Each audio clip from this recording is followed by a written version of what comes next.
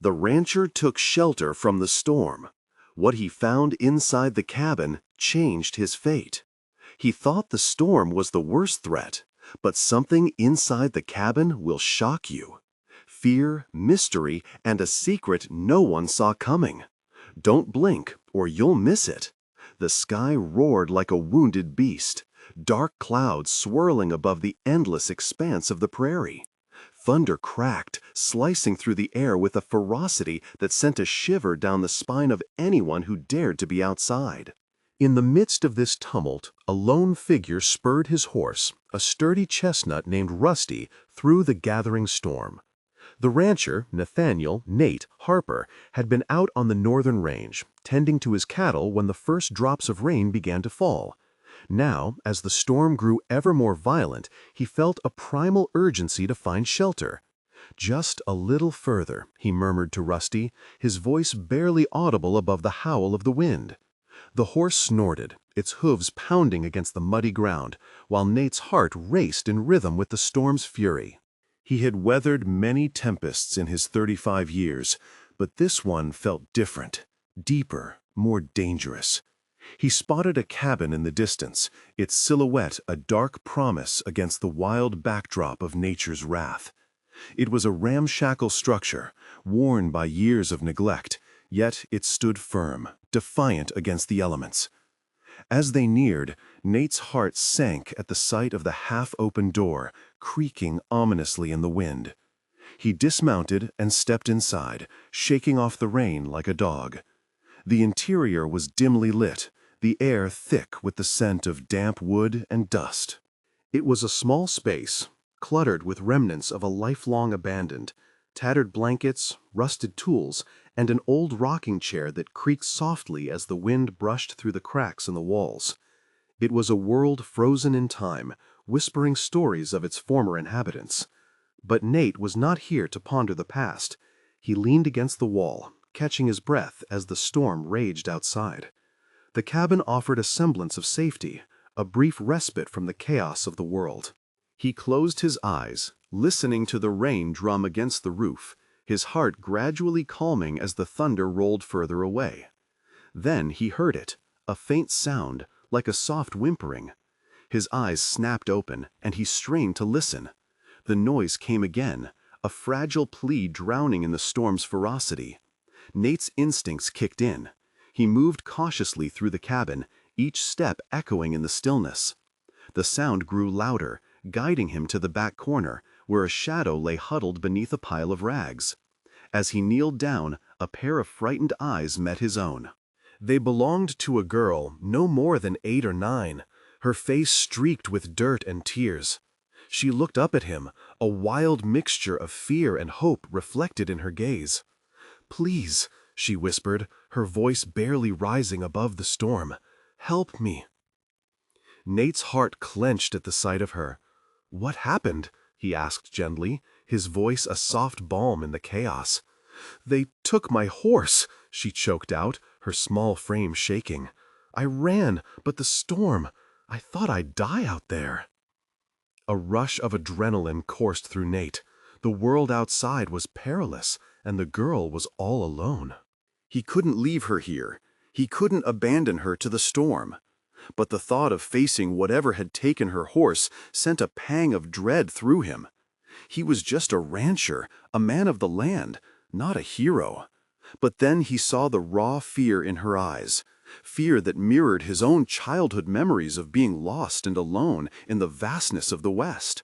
He couldn't turn his back on her, not now.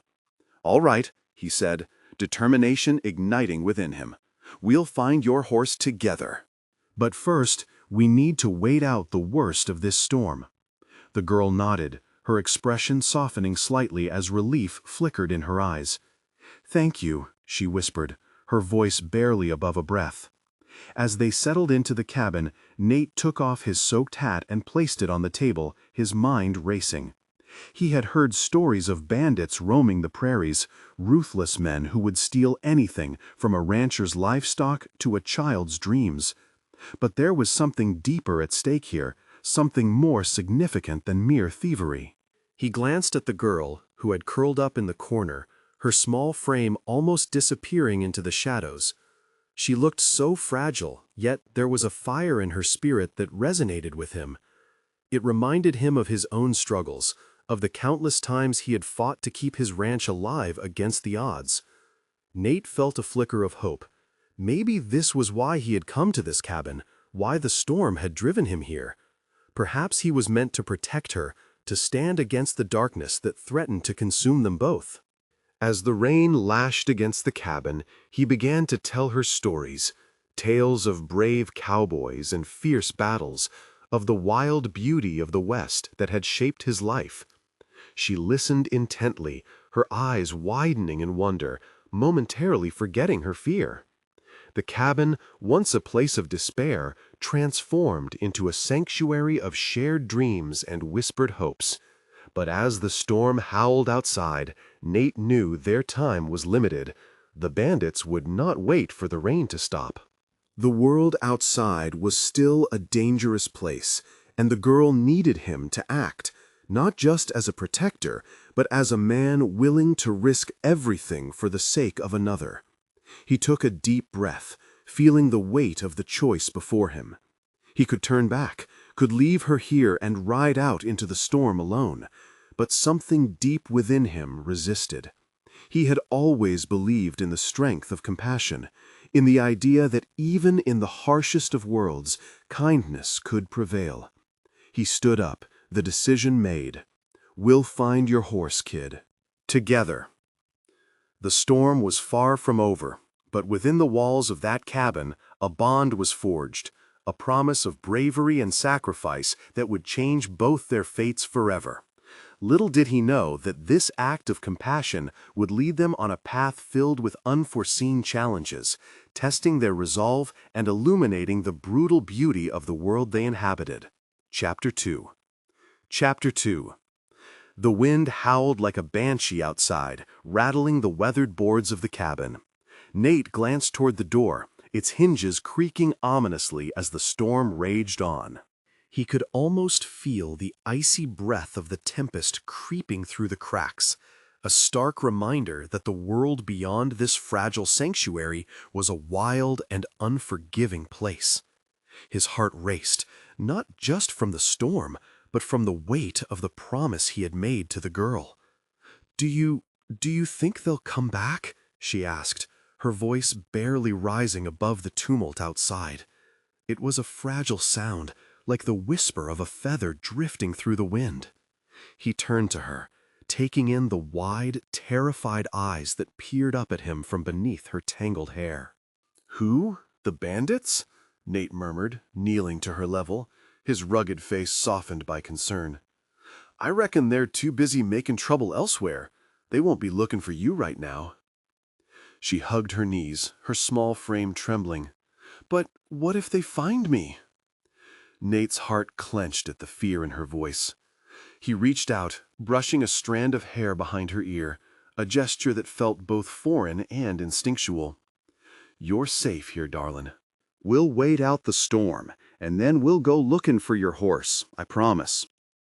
The girl's eyes flickered with uncertainty, yet there was something in his tone, a steadiness she seemed to latch onto. "My name's Clara," she finally said, her voice tinged with a fragile hope. "Nate Harper," he replied, offering a small smile that didn't quite reach his own heart. He could feel the weight of his own name, the years etched in the lines on his face, and the burdens that came with it. "Now, tell me about your horse, Clara." "What's his name?" "Lightning," she whispered, and for a moment the storm outside faded as a glimmer of pride lit up her features. "He's fast as the wind. I've had him since I was little. He's my best friend." "Lightning, huh?" Nate nodded, picturing the horse galloping across the prairie, mane flowing like a river of gold. "You think he can outrun those bandits?"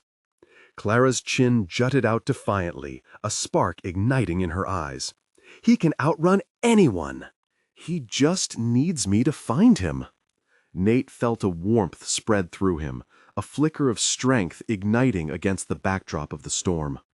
"Then we'll find him, Clara. We'll get through this, together," he said, his voice firm. The wind lashed against the walls, and for a moment the cabin felt like a fragile boat adrift on a raging sea. Nate took a deep breath, forcing himself to focus on the girl before him. "You hungry?" he asked, glancing around the musty interior of the cabin. She nodded slowly, her stomach grumbling in agreement. "A little." "All right then," he said, standing up and moving toward the small, soot-blackened stove that huddled in the corner like a shy child. "Let's see what we can rustle up." As he rummaged through a few dusty cabinets, the scent of aged wood and stale air enveloped him, mingling with the faint aroma of something sweet and long forgotten. He found a tin of biscuits buried in the back, a small prize amid the cobwebs and shadows. Setting it on the stove, he struck a match and coaxed the flames to life. "Do you have a family?" Clara asked, her voice breaking the silence as she watched him intently. Nate paused, the match flickering in his hand, his heart tightening. "I do," he replied, forcing the words from a throat that felt suddenly dry. "I lost my wife a few years back. It's just me and my ranch now." Clara's expression shifted, a blend of sympathy and understanding washing over her features. "I'm sorry," she said quietly. "I don't have anyone either, just my horse."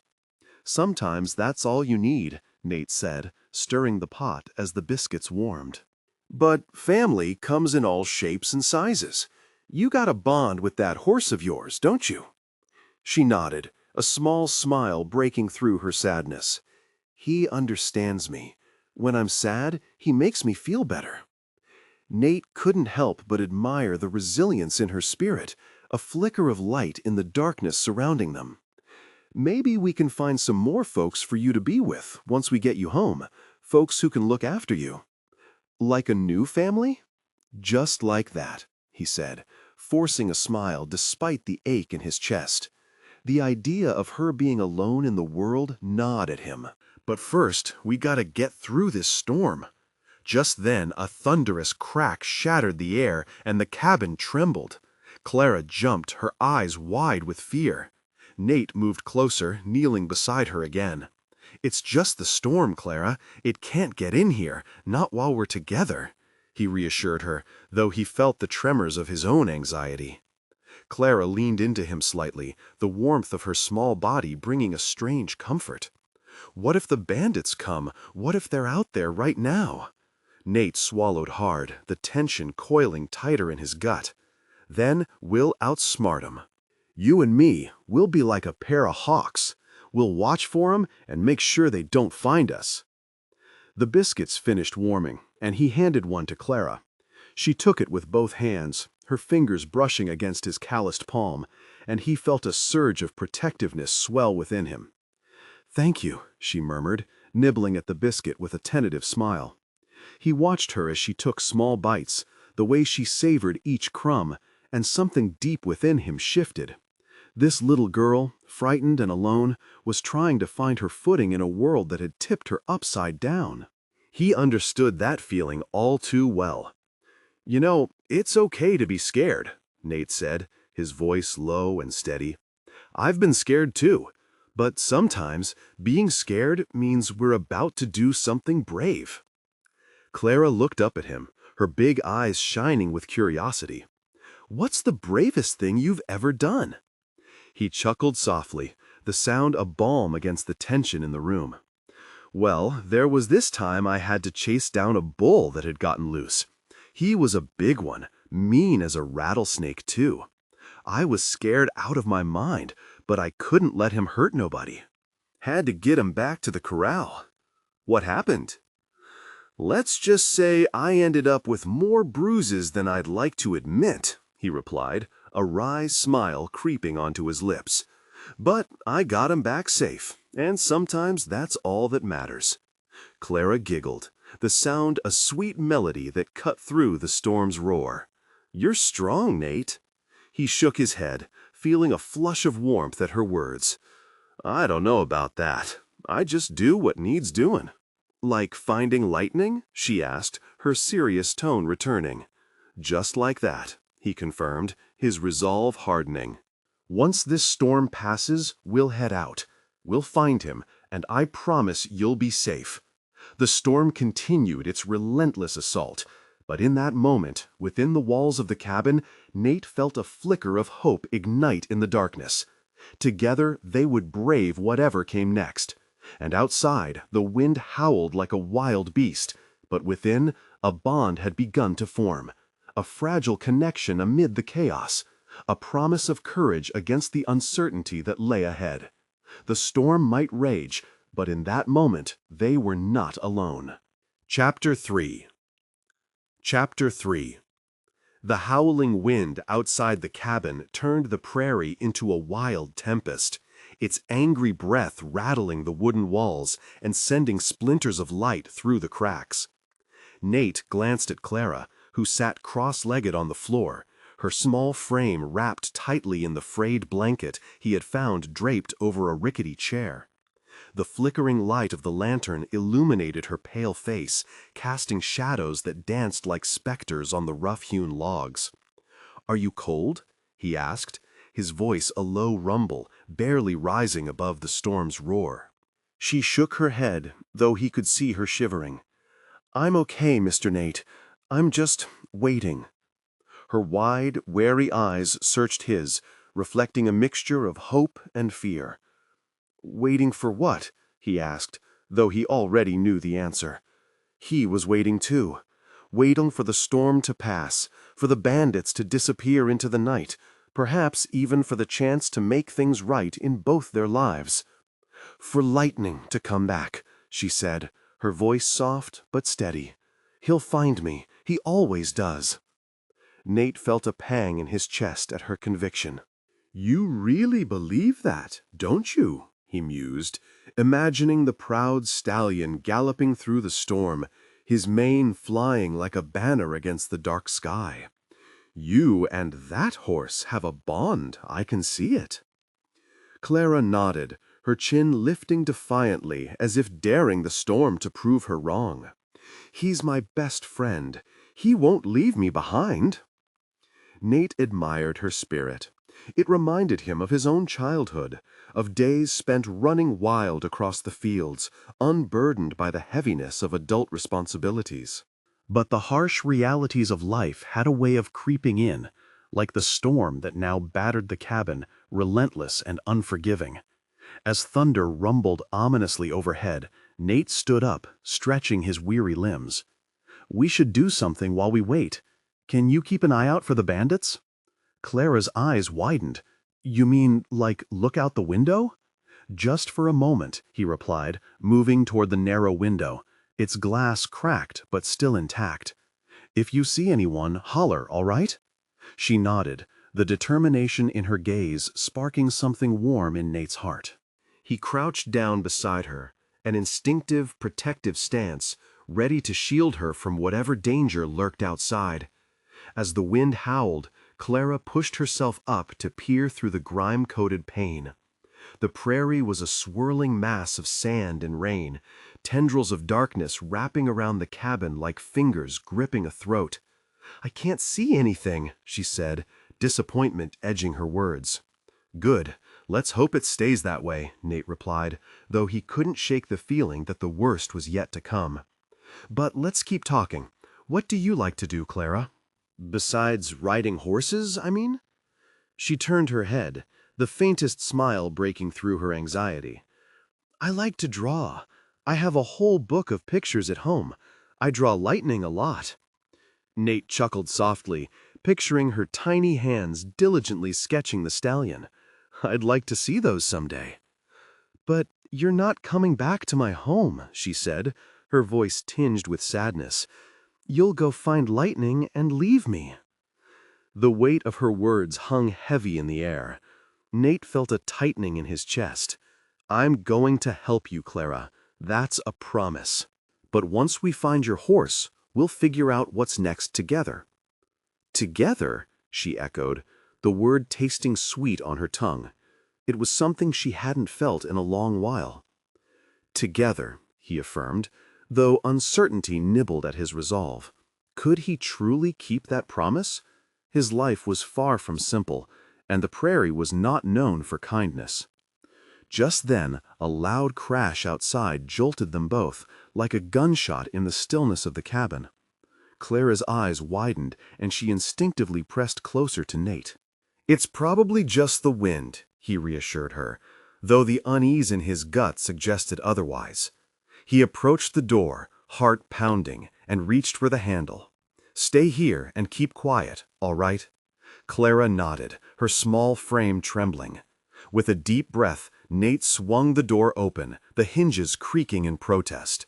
The storm surged forward, a wall of rain and wind that nearly knocked him off his feet. He squinted against the chaos, trying to discern any movement in the darkness. The prairie was alive with fury, but there was no sign of the bandits. Yet. "Hello?"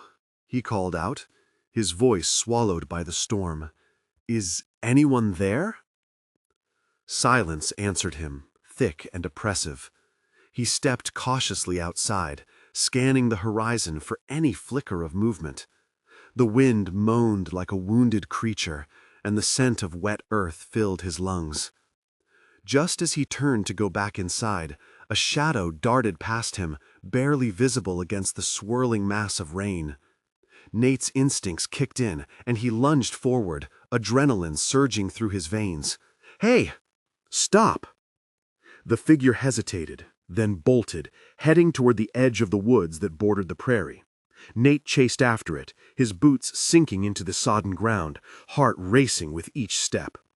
The rain stung his skin, but his focus remained sharp. "Hold on!" he shouted, but the figure slipped into the trees, disappearing into the shadows. He skidded to a halt at the tree line, panting heavily. The storm had muddied the ground, making it nearly impossible to track whoever it was. With a heavy heart, he turned back toward the cabin, the door swinging shut behind him. "Who was it?" Clara asked, her voice small and trembling. "Just a shadow," Nate replied, trying to keep his tone steady. "Nothing to worry about. Let's get back inside." As he closed the door behind him, the storm raged on, but the cabin felt a little less like a prison now, filled with the warmth of shared confidences and a glimmer of hope. They settled back onto the floor, the silence between them filled with unspoken fears and unbroken promises. "Do you think they'll come back?" Clara asked, biting her lip, her innocence stark against the harshness of the world outside. "I don't know, Clara, but if they do, we'll be ready," Nate said, determination flooding his voice. "And I won't let anything happen to you, I swear it." Clara's gaze softened, and she took his hand, her small fingers clutching tightly. "You're like a knight," she said, her voice barely above a whisper. Nate felt a warmth spread through him at her words, even as doubt gnawed at the edges of his resolve. A knight in tarnished armor, perhaps, but a knight nonetheless. "I'll do my best," he said, squeezing her hand gently. Outside, the storm continued to howl, a relentless reminder of the chaos that surrounded them. But within the cabin, a fragile bond had formed, a spark of resilience igniting against the darkness. They would face whatever came next together, and Nate felt a flicker of hope stirring in his heart. Perhaps the storm held more than just danger. Perhaps it held the promise of new beginnings. Chapter 4. Chapter 4. The storm howled outside the cabin like a wild beast, its fury shaking the wooden walls and rattling the loose shingles on the roof.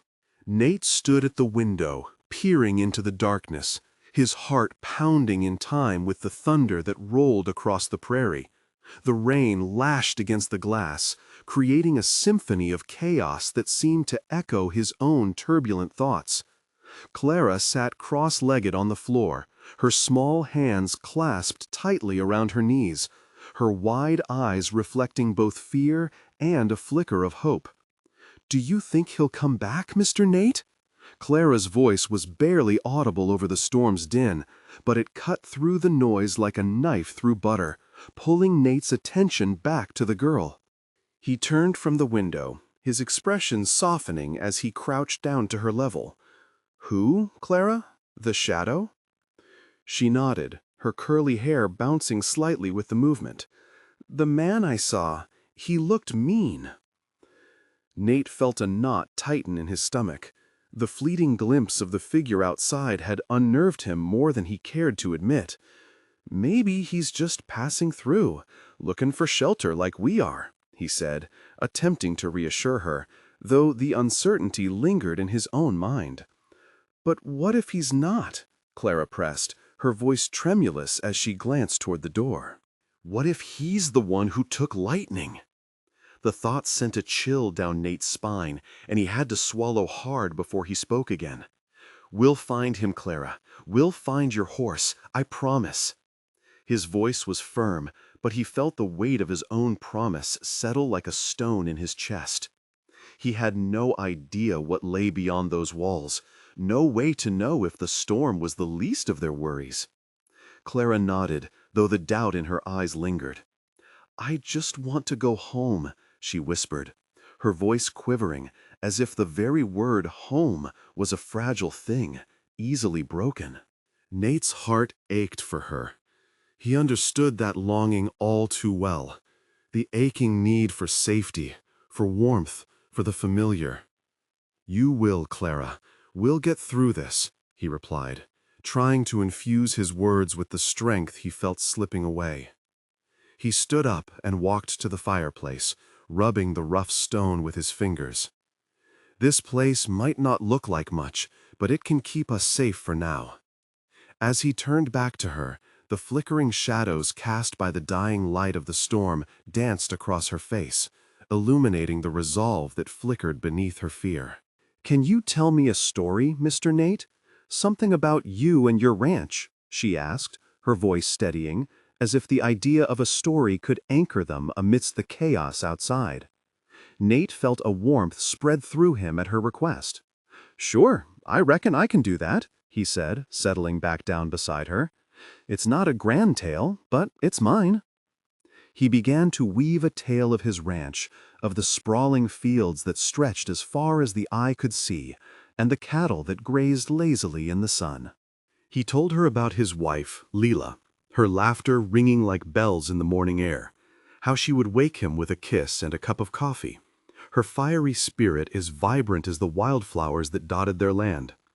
He spoke of the storms that would roll in, the way they would huddle together beneath the blankets, listening to the rain tapping on the roof, sharing dreams of the future.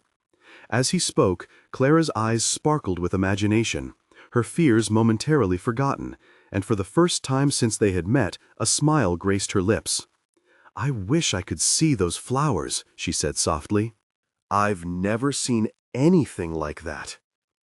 Nate felt a surge of determination. "Once we find Lightning and the storm passes, I'll take you to the ranch. We can pick wildflowers together. Leela always said they were the happiest colors." Clara's smile widened, and she leaned closer, captivated by the picture he painted. "What colors are they?" "Every color you can think of. Yellow like the sun, purple like the twilight sky, red like the barn door," he replied, feeling the warmth of nostalgia wash over him. But just as quickly, the shadows of the past loomed over him, and he fell silent, the weight of grief settling in. Clara noticed and reached out, her small hand resting on his arm, as if sensing the storm of emotions brewing within him. "You really loved her, didn't you?" Nate swallowed hard, the lump in his throat nearly choking him. "I did," he admitted, his voice catching. "More than I can say." "Do you think she's watching over you?" Clara asked, her eyes wide with innocence and sincerity.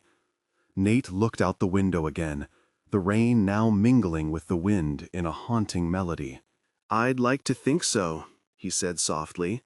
"I like to think she's out there, somewhere, cheering me on." The cabin fell into a comfortable silence, the storm still raging outside, but somehow it felt a little less threatening. In that moment, Nathaniel Harper found solace not just in Clara's presence, but in the shared understanding of loss and hope that hung in the air between them. Suddenly, a loud crash echoed through the cabin, jolting Nate from his reverie.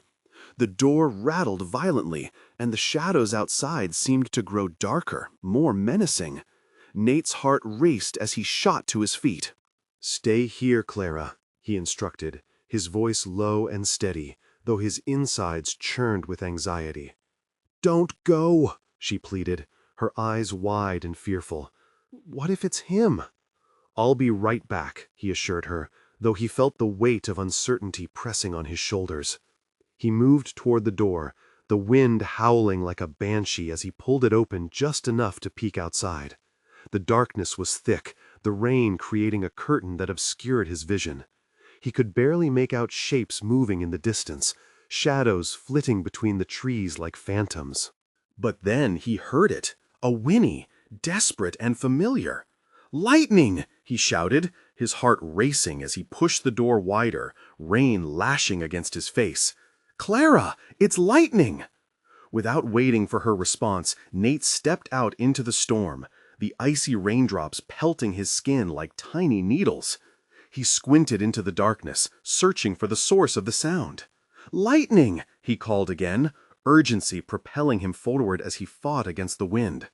The sound of hooves pounding against the ground reached his ears, and he felt a surge of hope. He dashed toward the noise, his boots squelching in the mud, each step a desperate plea for the horse to be there. The trees loomed like sentinels, their branches whipping in the wind, but Nate pressed on, driven by the thought of Clara's fear and the bond they had forged amid the storm. Finally, he caught sight of a flash of white against the darkened backdrop. "There you are, boy!" he yelled, his heart racing at the sight of the horse. Lightning stood, wild and restless, his eyes wide with fear, but he was unharmed. Nate approached cautiously, extending a hand. "Easy now, easy," he murmured, his voice low and calming. "I'm here to help you."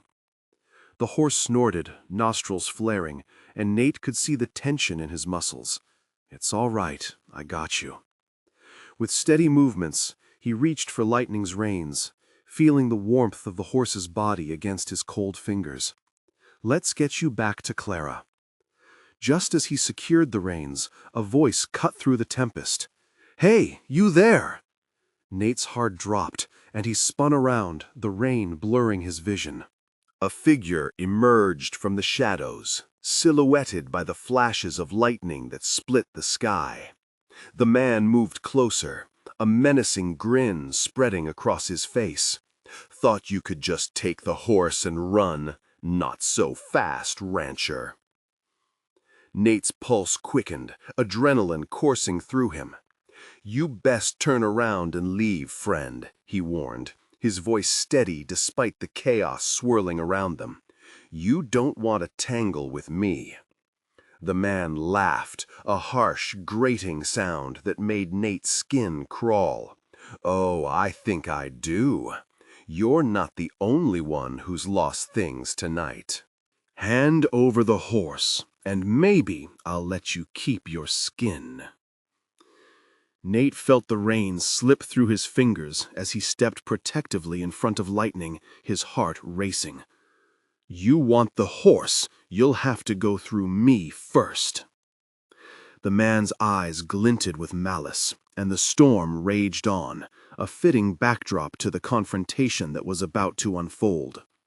Nate could feel the weight of the moment pressing down on him, the air thick with tension as he prepared to defend not just the horse, but the fragile bond he had formed with Clara. In the midst of the storm's fury, something inside Nate ignited, a fierce determination to protect what was his. "You picked the wrong rancher to mess with," he growled, ready to face whatever came next.